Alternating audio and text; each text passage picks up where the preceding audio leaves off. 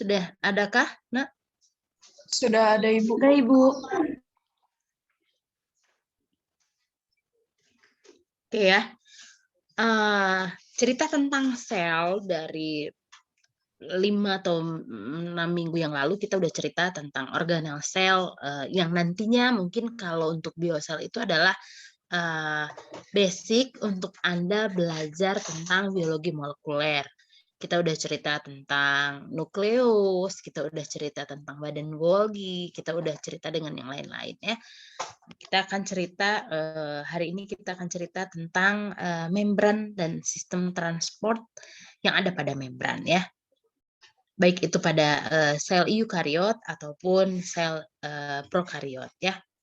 Nah, membran sel itu apa? Membran sel itu sebetulnya penting untuk kehidupan, di mana dia bisa membungkus sel ya.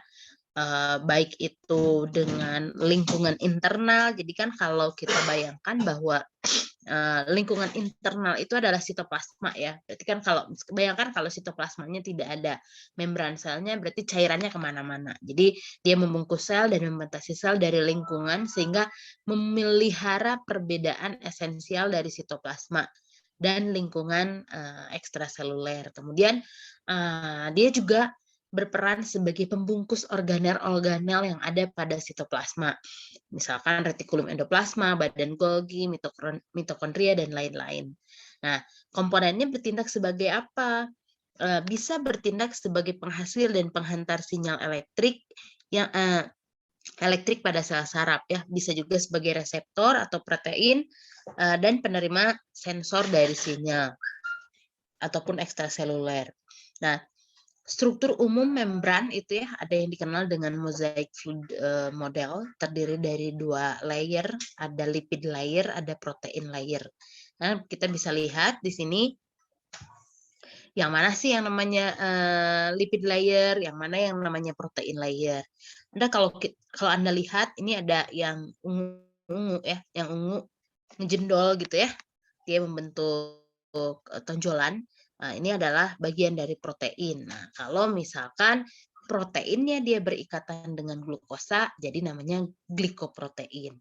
Kemudian ada juga ini lipid ya. Lipidnya itu dia tidak menyembul ya. Kalau Anda bayangkan ini adalah sisi luar yang akan berinteraksi dengan lingkungan eksternal dari sel tersebut.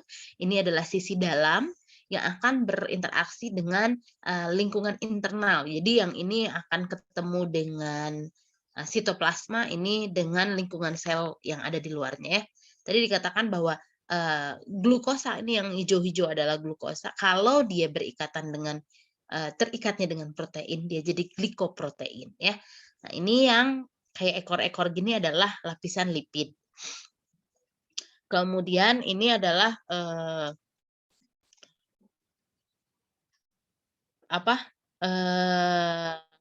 kalau misalkan ini adalah kolesterol ya, yang kuning adalah kolesterol ya. Yang kuning itu adalah kolesterol. Kemudian kenapa lipid itu dia lebih tersembunyi ya, karena kalau kita lihat bahwa lingkungan eksternal itu adalah cairan, cenderung polar. Lingkungan internal pun dia yang dari sitoplasma dia cenderung polar, sehingga Anda bayangkan kalau lipidnya keluar gitu ya. Jadi kan ini kan kenapa Bu kepalanya di atas, kayak kakinya di bawah gitu, atau bagian fosfolipid di atas, fosfolipid, kenapa nggak fosfolipid? Jadi per layer gitu fosfolipid. Nah, karena kalau kita tahu bahwa lipid itu dia hidrofobik atau fobik atau suka sama air. Hidrofobik, Bu. Hidrofobik. Jadi dia tidak. Jadi kalau misalkan dia lipid itu kontak dengan lingkungan luar ataupun lingkungan internal, maka susah gitu ya, karena yang satu itu hidrofobik, yang satu itu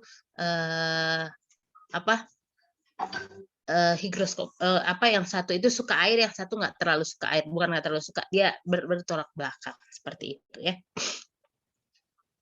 Kemudian kita cerita tentang layer ya, dari lipid layer atau lapisan lemak ya, merupakan struktur dasar dan universal dari membran sel, impermeable terhadap molekul-molekul yang larut air. Karena tadi dikatakan bahwa lipid itu adalah senyawa yang hidrofobik ya. Kemudian pada hewan jumlahnya hampir dari 50% yang ada pada massa membran tersebut. Jadi dari keseluruhan dinding sel itu hampir 50% adalah lipid layer ya. Kemudian bersifat amfipatik atau amfifilik dan mempunyai bagian yang hidrofilik atau polar, tapi lebih banyak yang hidrofobik ya. Jenis lemak yang paling banyak tadi adalah fosfolipid ya. Kalau kita lihat ini adalah molekul fosfornya, kemudian ini adalah lemaknya. Jadi dikatakan sebagai fosfolipid. Nah, ini bagian dari komposisi fosfolipid ya. Kalau kita lihat ini adalah cheese bond-nya yang dari tadi lemak itu, ini adalah kolin fosfat gliserol ya. Jadi bagian yang jendulnya itu atau tonjolannya. Ini adalah head group-nya. Nah, kalau kita bedah lagi komponen atau layer dari lemak dari lapisan lipid layer itu, lipid bilayer itu ada kolesterol, glikolipid ya, disebut dengan glikolipid. Nah, jadi kalau tadi dikatakan bahwa glukosa yang menempel pada protein yang ungu ini, maka dikatakan sebagai glikoprotein ya. Sementara kalau glukosa yang menempel pada lipid di seperti ini, maka dikatakan sebagai glikolipid ya. Nah, ini dikatakan juga bahwa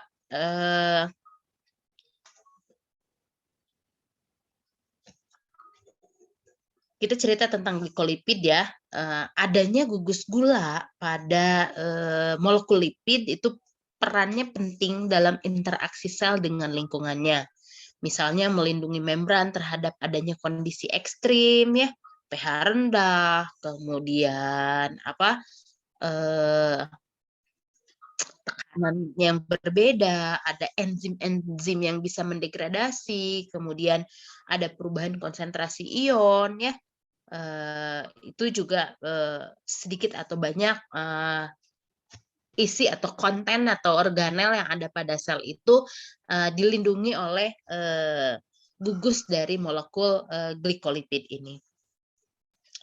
Nah, tadi ada protein, kemudian ada protein membran atau protein transmembran. Dia bertanggung jawab ya terhadap banyaknya fungsi membran seperti reseptor, enzim, protein transport, kemudian untuk sirkulasi ya dan sebagainya. Di mana jumlah dan tipe dari protein pada plasma membran itu sangat bervariasi ya. Jadi tidak bisa kita samakan gitu. Nah, protein membran sendiri sama sebetulnya juga amfipatik ya, di mana bagian hidrofobiknya dia akan berinteraksi dengan bagian hidrofobik dari molekul lipid, sedangkan bagian hidrofiliknya berada pada bagian lain dari membran yang terpapar air. Oke, kalau ada pertanyaan boleh ya Nak ya, sambil jalan. Takutnya saya udah melangkah terlalu jauh, Anda terlalu sibuk ngomong apa ya, aku nggak ngerti gitu. Boleh interupsi aja. Kemudian ada berbagai bentuk asosiasi protein membran dengan lipid layer ya. Ada helix ya, alpha helix tunggal, multiple helix ya. Jadi helix itu dia kayak spiral gitu ya. Ada beta sheet ya. Kemudian amfipatik alpha helix, kemudian protein membran yang menempel pada monolayer sitoplasma. Jadi ini Anda bayangkan ya, kalau gini, membayangkannya begini. Jadi anggap bahwa suatu sel itu kan adalah suatu sistem terkecil ya. Jadi ini adalah suatu sel. Nah, Jadi sistem koordinasi paling kecil yang ada dalam tubuh kita atau dalam mikroorganisme atau makhluk hidup ya. Nah, kita kan membedahnya bahwa ada organel apa, dan ini adalah bagian dari dinding sel ini, bagian dari dinding sel. Kemudian dari dinding sel itu kita lihat lagi bahwa di dalamnya itu ada protein membran yang ini tuh adalah lebih kecil lagi gitu dari tadi apa ya, dari tadi membran sel ya. Jadi kalau lihatnya beberapa asosiasi protein itu ada alpha helix tunggal, multiple, betasid, kemudian protein membran menempel, protein membran yang menempel pada monolayer gitu ya. Ini adalah bentuk-bentuk dari protein membran yang berasosiasi pada lipid bilayer ya, seperti ini gitu ya. Jadi dan mereka mempunyai fungsi yang berbeda, bukan mereka mempunyai mempunyai fungsi yang berbeda-beda ya.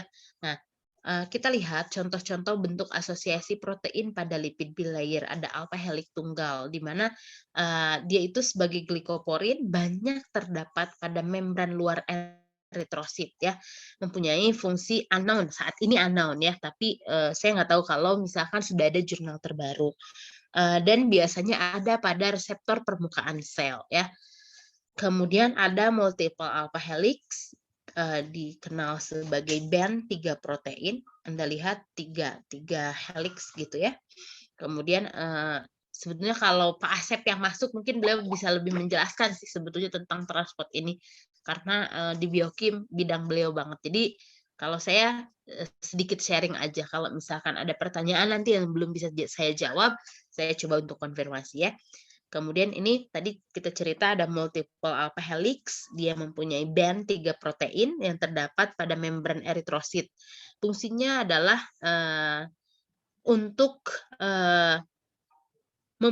membagi mengalirkan CO2 dari fungsinya untuk membaca CO2 ya. Fungsinya untuk mengalirkan CO2 ya dari jaringan ke paru-paru, karena kan kita tahu hasil dari asimilasi atau hasil dari metabolisme itu salah satunya adalah CO2, produknya adalah CO2. Nah, CO2 ini kan harus kita keluarkan melalui paru-paru nantinya ya.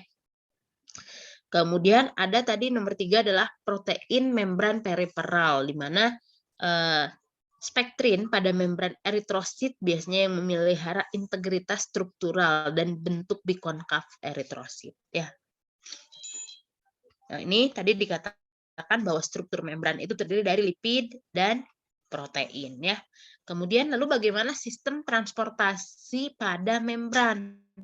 Nah, transport molekul dari dan ke dalam sel melalui membran itu tujuannya untuk apa sih?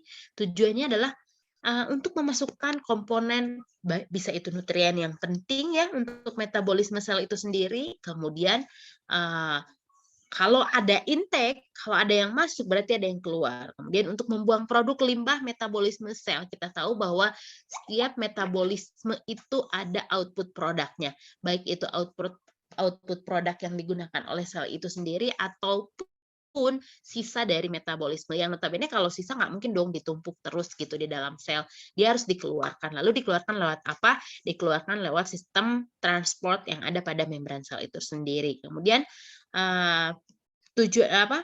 kemudian yang lain adalah mengatur konsentrasi dari ion intraseluler.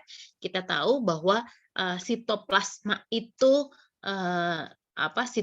itu penuh dengan ion-ion ya, yang nanti akan menginduksi komunikasi antar sel, kemudian bisa juga sebagai induktor dari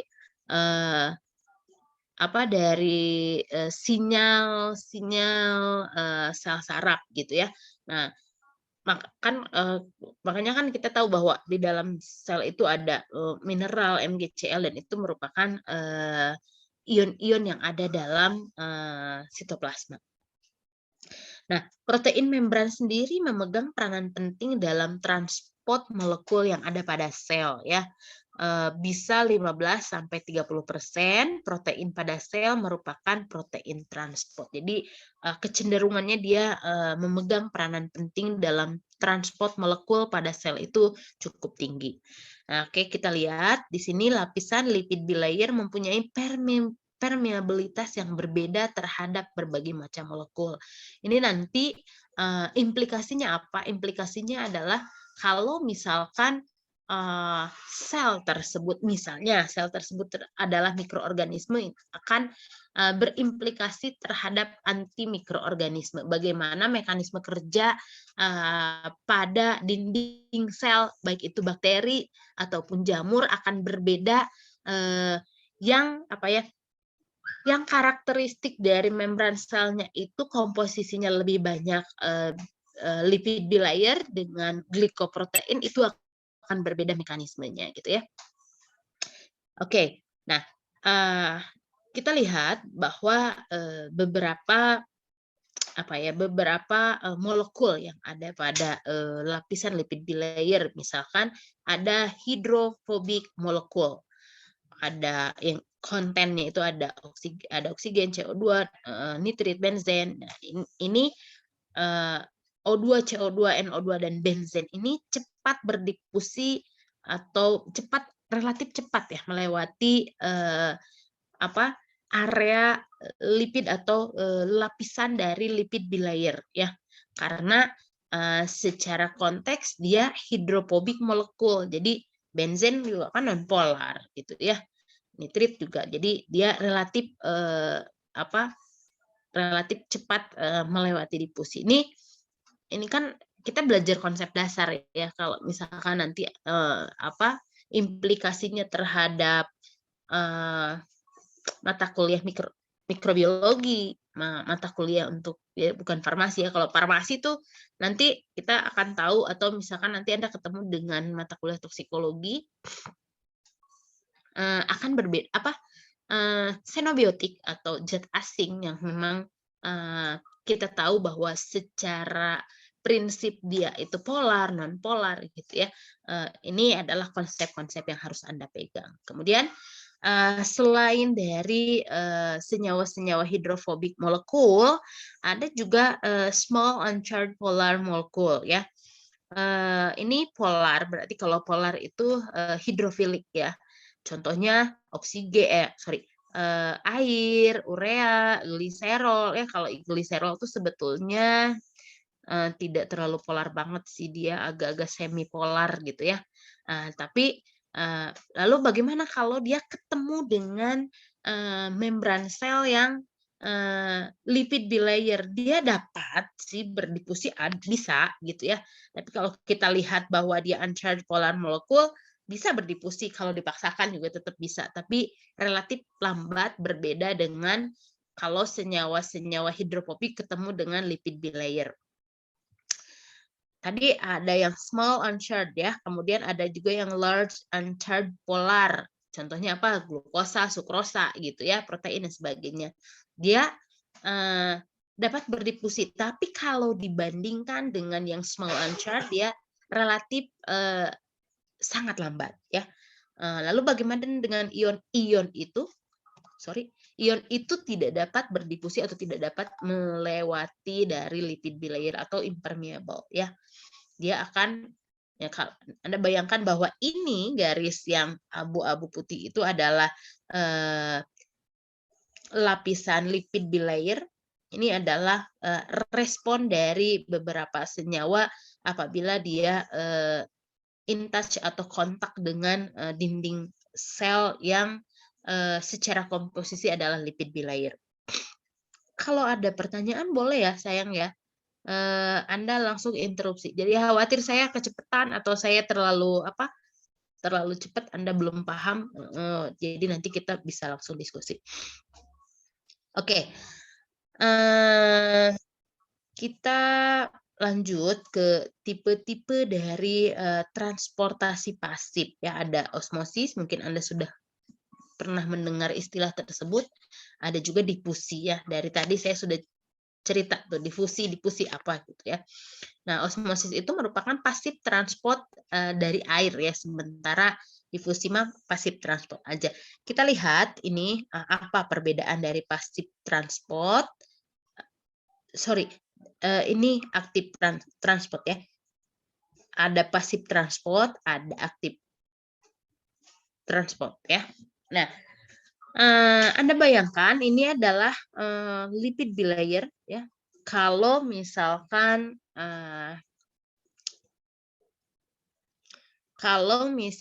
ini adalah lingkungan luar ya, ini ada media channel, kemudian simple difusi itu dari luar langsung masuk ke dalam ya.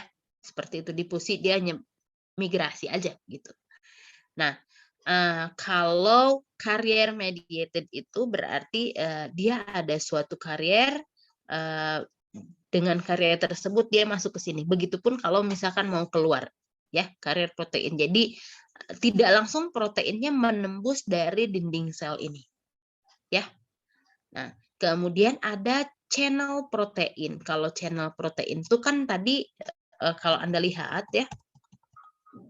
Oke. Kalau Anda lihat yang ungu-ungu ini dia ada yang punya saluran ya. Ini channel protein itu jadi dia masuk melalui celah ini gitu. Oke. Nah, lalu bagaimana dengan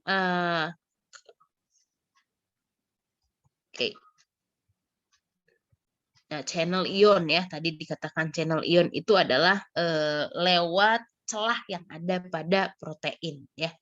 Nah,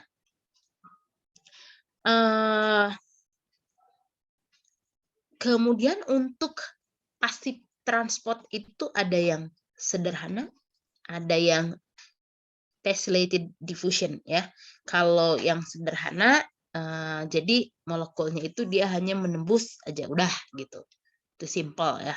Kalau uniport itu, kalau yang difasilitasi, difusi yang difasilitasi, jadi dia tidak langsung menembus ini, tapi ada media tertentu ya, ada carrier, ada pembawa gitu ya, ada pembawa yang memang memfasilitasi. Misalkan ini adalah molekul dari lingkungan eksternal sel ya. Nah, kalau kita cerita tentang simple diffusion itu, jadi si molekulnya itu dia sendiri gitu yang langsung memang melewati barrier dari membran sel ini dan kemudian dia berpindah ke dalam lingkungan internal atau isi dari sel tersebut gitu ya, tanpa ada media tertentu. Nah, ceritanya berbeda kalau ada carrier molekul. Jadi karena ada kemungkinan bahwa molekul ini dia tidak bisa menembus dinding tersebut ya. Ada sesuatu penghalang yang dia tidak bisa menembus dinding tersebut. Nah, bisa juga dia masuk ke dalam itu menggunakan molekul karir ya. Ini biasanya pada konsep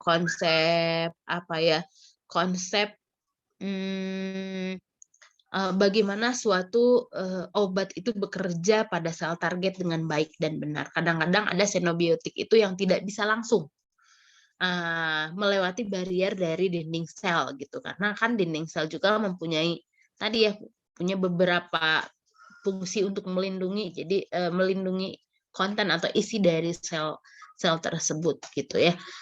Jadi dia punya barrier gitu, atau dia punya reseptor untuk ini diperlukan nggak sama sel saya gitu. Kalau tidak, dia tidak akan bisa memasukkan dengan sedemikian rupa. Maka kadang-kadang kita memerlukan suatu karier atau pembawa gitu, atau mediator ya.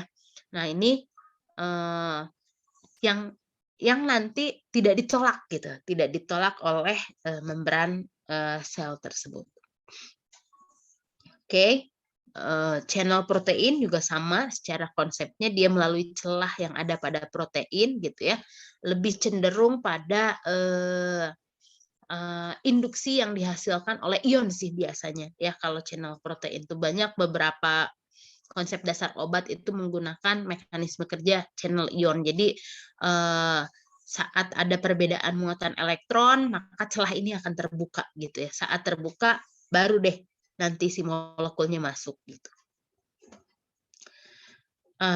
Kemudian kita cerita tentang aktif transport ya.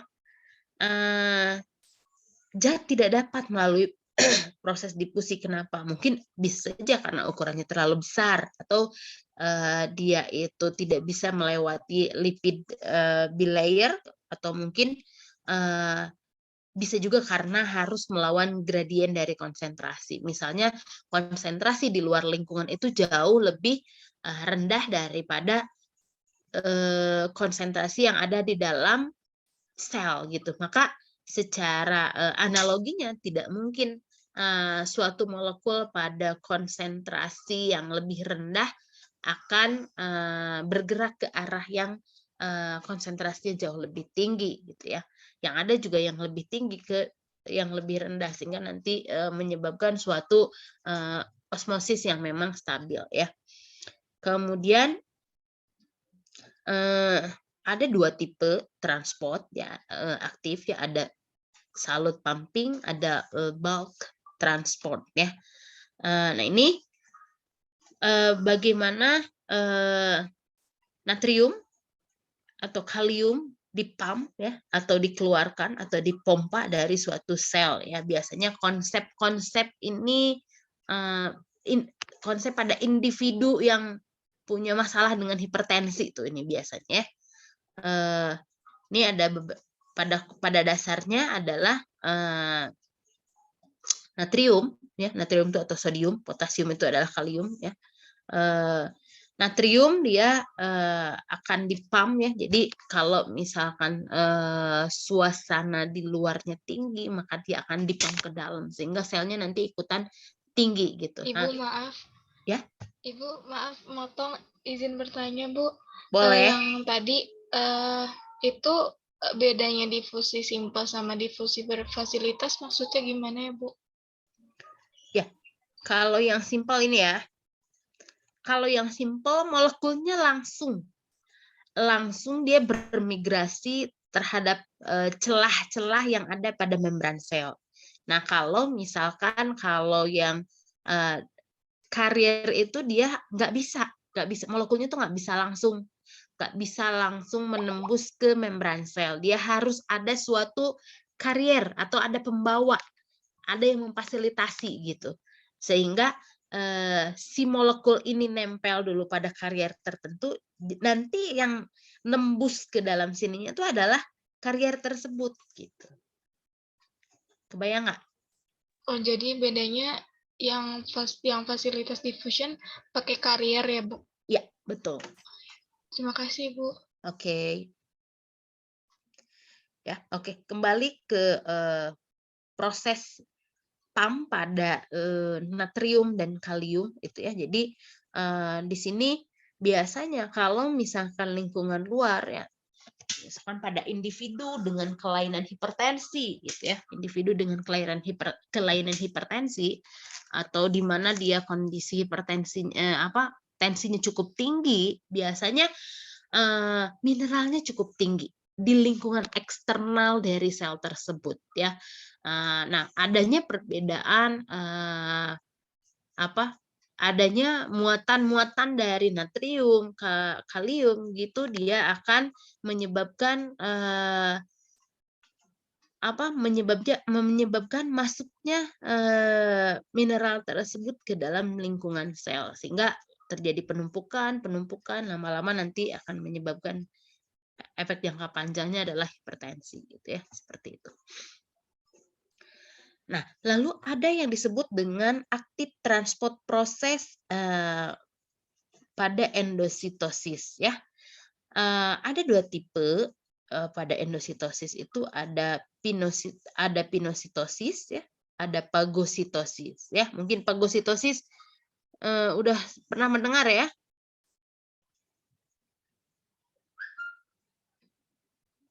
Di fagositosis sudah pernah mendengar? Sudah, Ibu. Sudah pernah mendengar. Ada yang bisa bantu apa fagositosis? Atau ada yang tahu bedanya?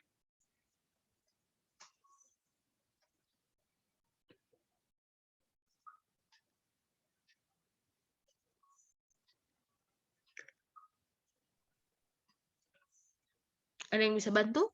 Fagositosis itu, Ibu, adalah proses seluler dari fagosit dan fagista yang menggulung partikel padat dengan membran sel dan membentuk fagosom internal. Ya, jadi ya fagositosis itu adalah suatu kondisi di mana jadi gimana ya? Jadi kayak diselubungi, ya. Jadi kalau misalkan ada molekulnya itu diselubungi. Nah, nanti akan dikenal itu apakah molekul tersebut bermanfaat atau tidak. Kalau tidak, mungkin dia akan mengeluarkan suatu enzim tertentu dan lalu melisiskannya. Jadi kayak apa ya, kalau bahasa kita mah mencaplok gitu ya, kayak mencaplok gitu. Kebayang nggak ya? Kebayang, Bu. Ya, seperti itu ya. Nah, ada yang bisa bantu apa itu pinositosis? Mungkin Anda baru pernah dengar? Itu Bu, pinositosis itu materi yang masuk itu larutan, terus yang akan terbentuk itu pinosom. Ya, ada yang terbentuknya itu disebut pinosom. Terus? Udah butuhnya segitu doang. Ada yang bisa bantu?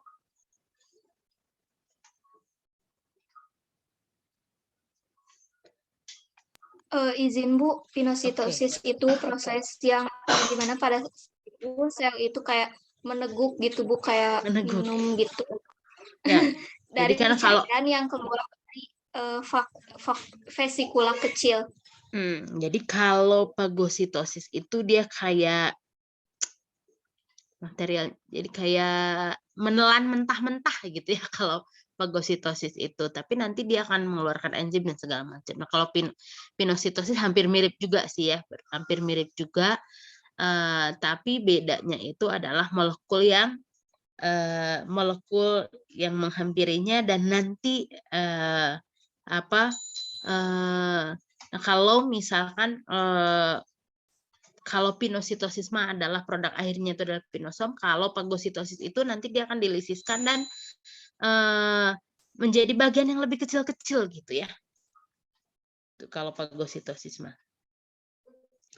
Oke, nah tadi ada endositosis, ada ekso. Ya, kalau endo itu kan jadi masuk ke dalam ya, ke dalam sel ya. Ini adalah dinding sel ya. Ingat ya, ini adalah dinding sel, ini adalah lingkungan internal, ini adalah external environment ya. Ini adalah contoh dari pinositosis. Nah, ada juga ekso. Kalau ekso itu berarti keluar, Ibu. Nah, ya. Jadi di mana suatu kondisi vesikel akan bergerak keluar dari membran. Ya, mungkin aja tadi pinosomnya itu akan dikeluarkan, atau konteks lain yang bermanfaat ini kan kalau sel tersebut ketemu dengan benda asing misalkan, atau bisa saja saat misalkan nanti Anda mencoba untuk melakukan suatu kultur sel atau misalkan melakukan protein rekombinan di mana Anda menginduksi suatu plasmid ke dalam sel gitu kan, kita akan ada kondisi di mana kita membutuhkan materi genetiknya gitu yang tidak harus selalu ada dalam sel gitu, maka akan dikeluarkan ya, akan dikeluarkan dari dalam sel sehingga ada di dalam lingkungan luar, baru nanti kita ekstraksi ya, atau kita isolasi dari material genetiknya ya. Jadi yang disebut dengan eksositosis itu adalah mengeluarkan benda, molekul, protein atau zat yang sudah tidak terpakai, atau tadi ya kalau produk akhir dari fagositosis itu kan adalah molekul-molekul yang jauh lebih kecil gitu dan tidak bermanfaat, dieksositosiskan, dikeluarkan lagi melalui transport daripada membran sel gitu ya.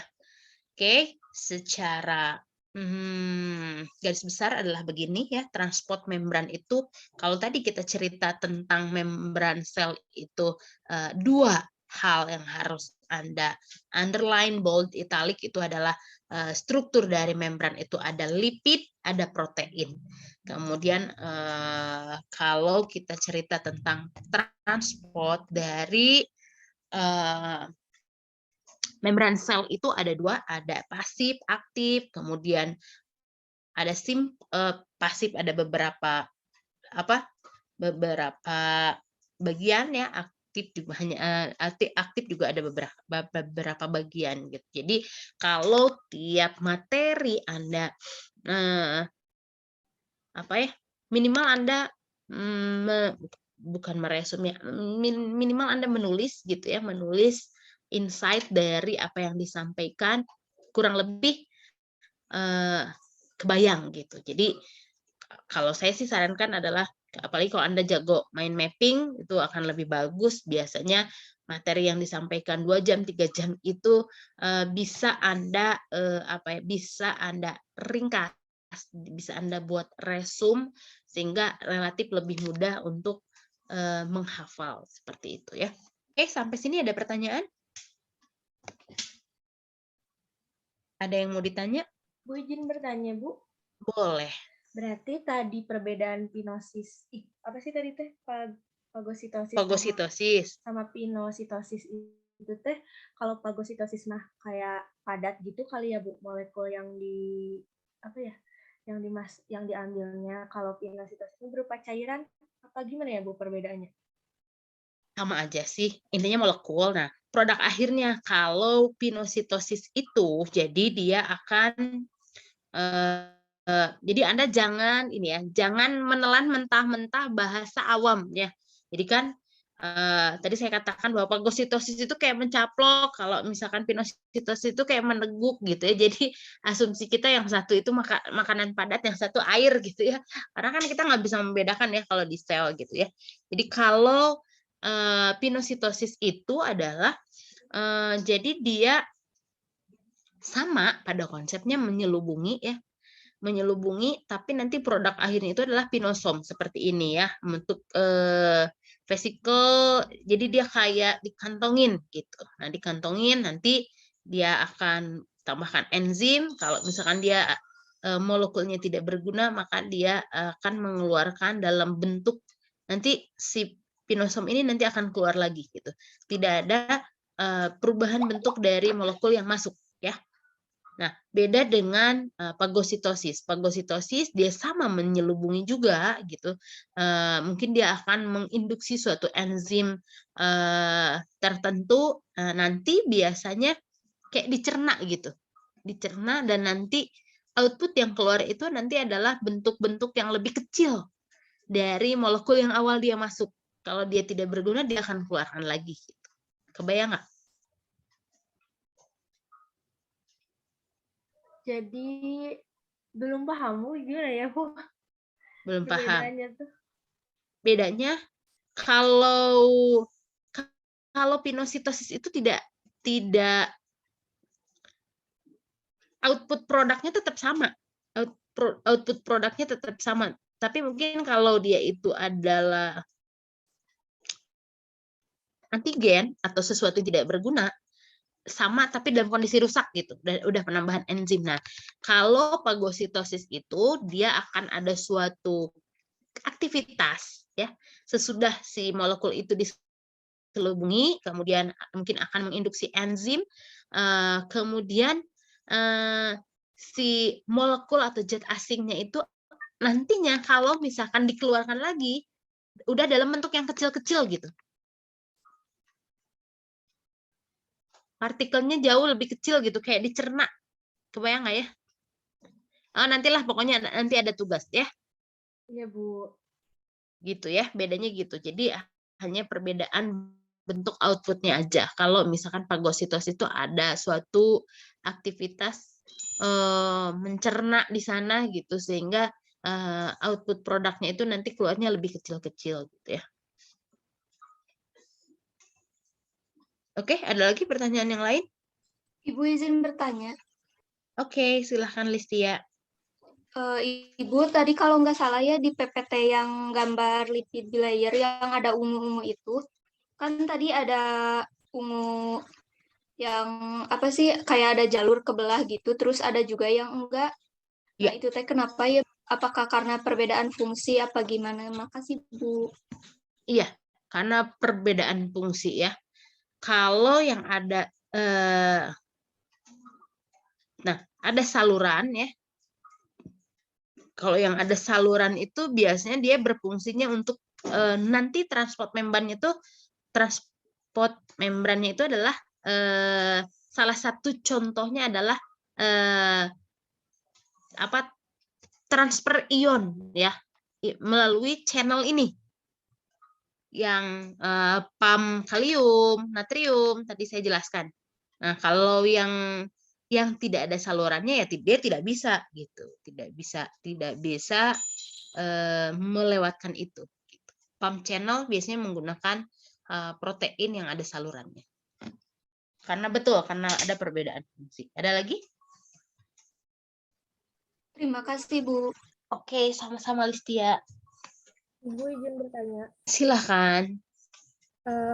Kan bentuk yang asosiasi protein itu pada beda-beda ya, Bu? Ya. Itu yang mempengaruhi perbedaan bentuknya itu apa aja ya, Bu? Terima kasih, Bu. Oke. Pertama adalah yang mempengaruhi perbedaan bentuk itu adalah fungsinya. Karena dia mempunyai fungsi yang berbeda-beda. Nah, kalau ditanya apa yang membedakan kenapa ini kenapa nukleotida ini bisa membentuk helix tunggal, multiple helix, protein membran periferal gitu kan. Jadi sebetulnya dalam sel itu dia ada ada yang masih ingat fungsi ribosom buat apa? Mensintesis protein, Bu. Nah, jadi di ribosom itu dia adalah otaknya. Oh, ternyata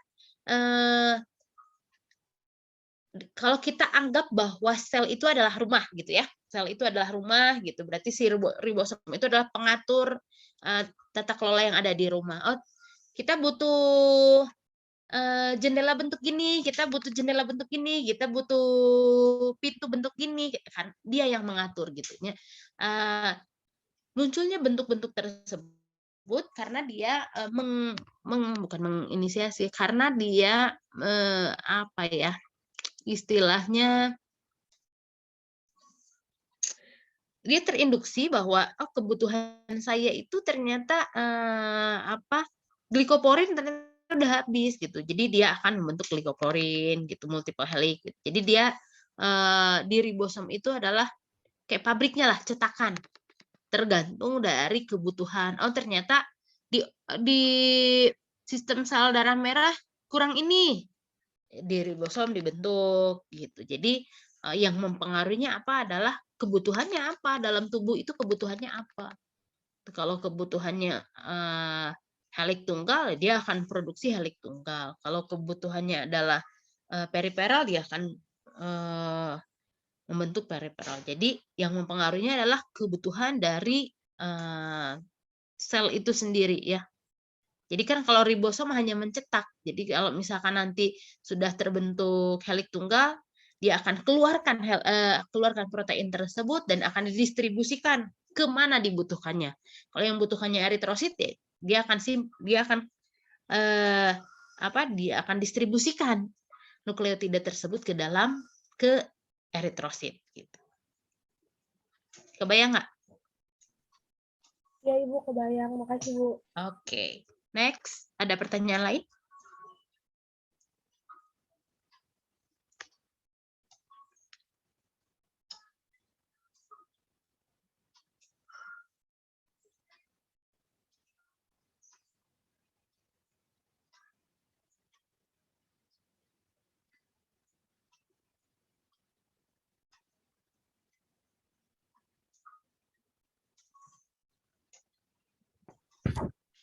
Tidak ada? Kalau tidak ada tugas ya. Jadi kita kan harusnya 2 jam ya, ada tugas untuk Anda.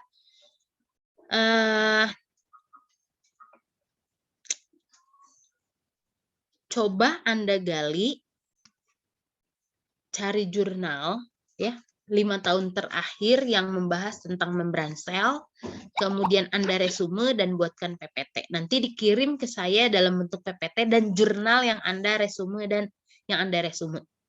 Tapi jurnalnya bukan jurnal lokal ya. Jurnal luar, minimal Q3. Q4 boleh lah kalau Anda susah. Q3, Q4, Q2 bagus, Q1 lebih bagus. Kebayang nggak tugasnya, Nak? Berarti dibuat PPT gitu ya, Bu, hasil reviewnya? Iya, jadi Anda cari dulu jurnal. Ya, jurnal internasional. Kemudian Anda bedah dengan teman-teman Anda per kelompok aja, tidak per individu. Anda bedah jurnalnya. Nah, biasanya dari jurnal itu ada insight baru lah, karena biasanya suka ada visualisasi ya yang membahas tentang membran dan transport membran gitu ya.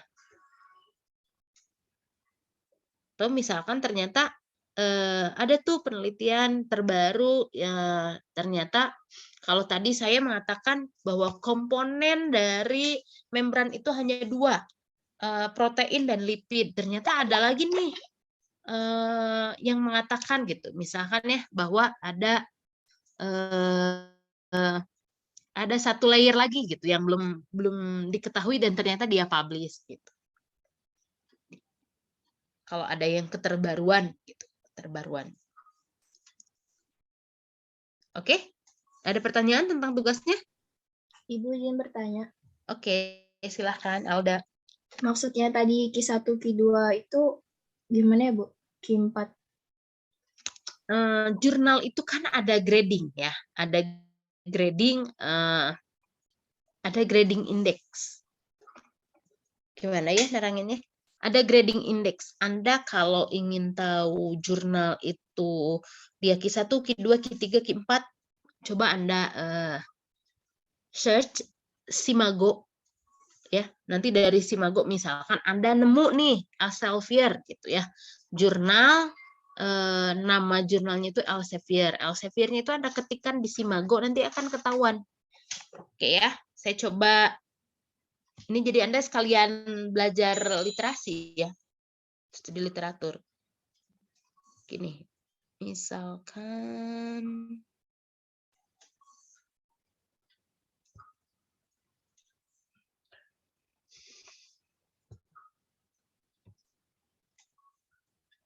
oke. Layarnya sudah ada belum? Apa? Tentang membran berarti ya, Bu? Ya, membran dan transport membran. Layar saya ada kelihatan? Masih loading, Ibu. Hitam. Sudah, Bu, sudah ada. Oke ya, Anda klik Simago.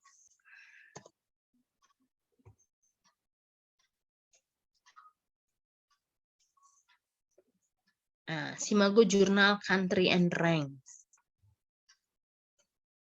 Misalkan Anda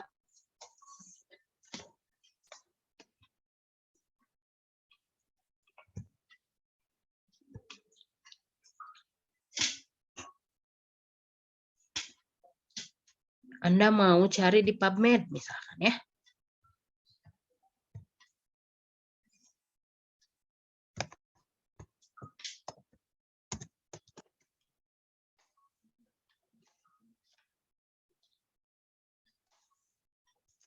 Oke.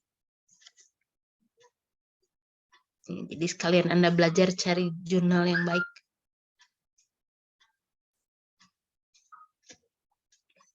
Nanti yang dikumpulkannya PPT dan jurnalnya ya. Jadi kan saya bisa apple to apple tuh.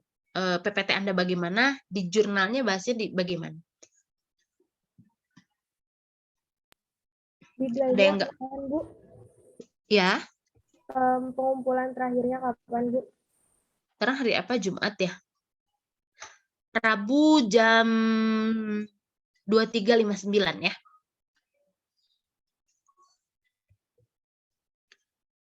PubMed-nya banyak yang akses kayaknya.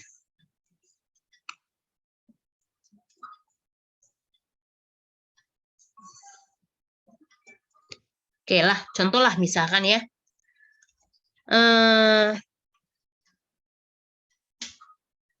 Nama jurnalnya Nature.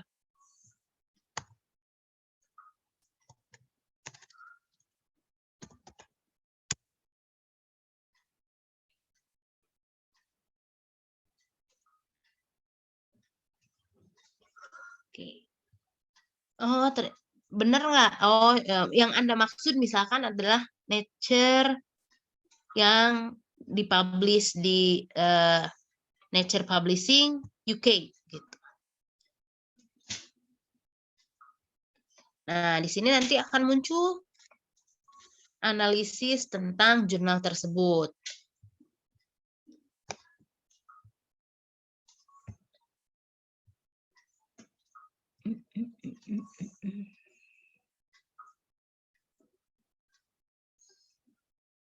Ya, H-indeksnya berapa? Kemudian kalau kita lihat lagi ke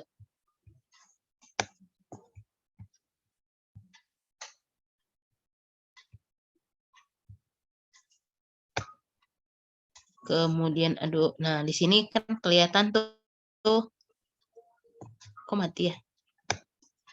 Nih kelihatan dia, oh ternyata Nature itu ada di Q1.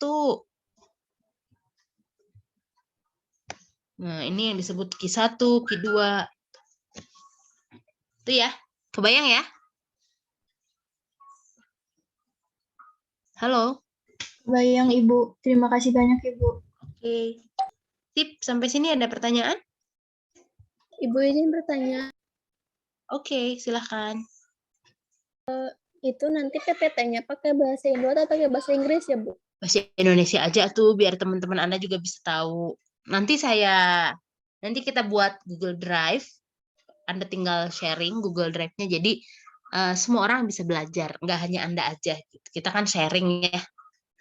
Untuk biologi sel juga saya nggak terlalu expert, bukan bidang saya, tapi kalau Anda mau tanya tentang toksikologi, mungkin makanya dari awal saya tidak bilang bahwa saya mengajar, cuma saya hanya sharing aja, kebetulan saya tahu lebih dulu. Gitu. Mungkin untuk biosel, Bu Puspita itu jauh lebih, Bu Puspita, Bu Novi jauh lebih jago. Ya. Ya, baik Ibu, terima kasih. Oke, sama-sama. Ada lagi pertanyaan yang lain? Ibu izin bertanya, Boleh, silahkan Nadia. untuk kelompoknya dibagi berapa kelompok ya Ibu? Kelas ini udah pernah dikasih tugas belum sama saya? Kayaknya udah pernah deh. Tentang badan Golgi dulu, ingat nggak? Oh iya ada Ibu. Iya, pakai itu aja. Ya Ibu, makasih Ibu. Ya, ada lagi? Ibu izin. Silahkan sayang. Ya, Bu. Kan kata Ibu ini deadline-nya sampai hari Rabu ya, Bu. Tapi kita minggu depan udah mulai UTS. Gimana ya, Bu? Ya nggak apa-apa. Nggak apa-apa UTS mah. Oh, ngerjainnya. Iya, Ibu kan maksudnya ini jurnal inter gitu, Bu. Belum kita terjemahin dulu gitu, kita cari gitu, Bu. Anda maunya sampai kapan sayang? Habis UTS aja Bu gimana? Hari apa?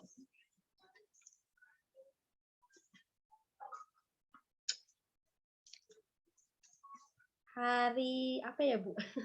Hari makul ini lagi Bu, gimana Bu? Ya boleh. Anda sempat ngerjainnya? Apa mau UTS dulu? Boleh kalau mau nanti hari Kamis gimana, Bu? hari Seninnya boleh lah.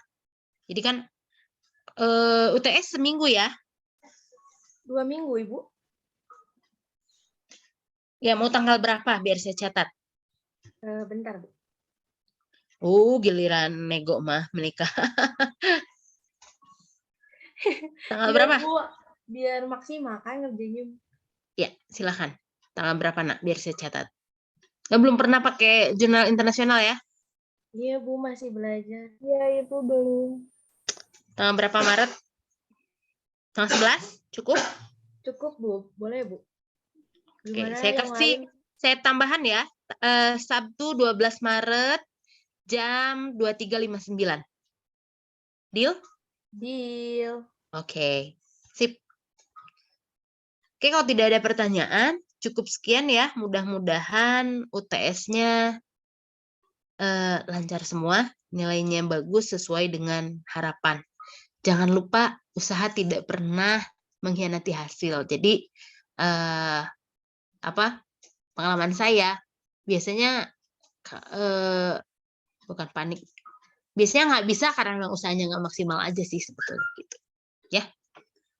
Oke, sehat selalu, jangan lupa belajar, mudah-mudahan sukses semua. Saya tutup ya. Assalamualaikum warahmatullahi wabarakatuh. Ibu, mohon maaf. Bu, ada kisi-kisi buat biosel nggak, Bu? Belum bikin soalnya?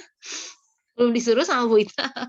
Kalau saya, karena kan pertemuan UTS itu, sebelum UTS itu lebih cenderung ke organel sel apa, fungsinya apa, kemudian kalau ada yang unik dari organel tersebut, fungsinya apa, seperti itu aja sih kalau saya pribadi ya, nggak tahu kalau Bu Novi gitu. Kalau Bu Novi mah karena tugasnya dari Anda ya yang presentasi ya? Iya, Ibu. Iya, kalau dari saya mah rasanya nggak akan jauh dari materi gitu. Tapi kalau kurang lebih nggak jauh dari fungsi yang kayak gitu-gitu aja lah. Kalau dari saya mah. Fungsi dan keunikan dari masing-masing organel gitu ya. Ibu, mohon maaf. Ya Hana, Boleh minta PPT-nya, Ibu? Sama Boleh, yang boleh. minggu-minggu kemarin? iya. Berarti 3 materi ya? Iya, Ibu. Oke, siap. Terima kasih, Bu. Berarti Japri ya? Iya, Ibu. Oke, ada lagi? Mungkin sudah, Bu. Oke, baik. Terima kasih banyak ya. Saya tutup. Assalamualaikum warahmatullahi wabarakatuh. Makasih sekali, Ibu. Terima kasih banyak, Ibu. Banyak Ibu. Terima kasih banyak Ibu. Assalamualaikum.